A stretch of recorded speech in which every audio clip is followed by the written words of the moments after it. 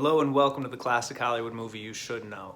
I'm Nate Washburn. This week the movie is from 1935, Captain Blood, starring Errol Flynn and Olivia de Havilland, and directed by Michael Curtiz. Now the reason I chose Captain Blood for this week is to honor Olivia de Havilland, who passed away July 26th at the age of 104. She was pretty much the last of the stars from the golden age of Hollywood who is still around. She left a great legacy, a huge filmography, but Captain Blood is the movie that made her famous, and so I wanted to talk about it this week. Now the story, Errol Flynn plays Peter Blood. He's a physician who's wrongly accused of treason during the Monmouth Rebellion in late 17th century England. His treason? He was treating the wounded from both sides, the soldiers who were loyal to the king and the rebels who were fighting against the king. So he is tried and convicted of treason, sold into slavery into the West Indies. He is purchased by Arabella Bishop, played by Olivia de Havilland.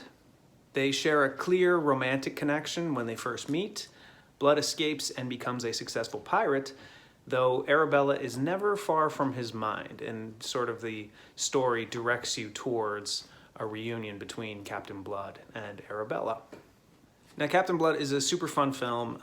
It's pirates, it's battles, it's sword fights, it's a swashbuckler, and it is mainly remembered as the film that made Errol Flynn a star. He was one of the biggest stars of the 30s and early 40s in Hollywood, known for swashbuckling pirate roles. He was Robin Hood, but this movie also made Olivia de Havilland. She had been in a couple of movies earlier, including the Max Reinhardt Midsummer Night's Dream, but this is the one that made her a star. She's charming, she's charismatic, and has great chemistry with Errol Flynn. And honestly, when I watched this movie, knowing that Flynn became a huge star from this, and that de Havilland became a huge star as well, I wonder if Errol Flynn's career would have taken off as it did if he'd been paired with a different actress who didn't have as much chemistry with him as Olivia de Havilland does. Now, Flynn and de Havilland were both under contract to Warner Brothers, and Jack Warner saw the chemistry. He saw the effect that they had in this movie in Captain Blood. And he ended up pairing Errol Flynn and Olivia de Havilland in 8 other films, their most famous being The Adventures of Robin Hood, where Flynn is Robin Hood and de Havilland is Maid Marian. They are, if you look at the numbers, one of the most successful romantic pairings in all of movie history. And Captain Blood was a hugely successful movie for Warner Brothers. The budget was $1 million, and they took a big chance by hiring 2 actors who were not stars to play the leads in this massive big budget picture. But the gamble paid off, because on that $1 million budget, this film grossed over $2.5 million. And it earned 2 official Academy Award nominations for Best Picture and Best Sound Recording, but it also got 3 Academy Award nominations through a write-in process. It got Best Director for Michael Curtiz, Best Score, and Best Screenplay. It didn't win any of the Oscars, but it does currently hold a 100% fresh rating on Rotten Tomatoes. And as an actor, I just want to tip my hat to Olivia de Havilland.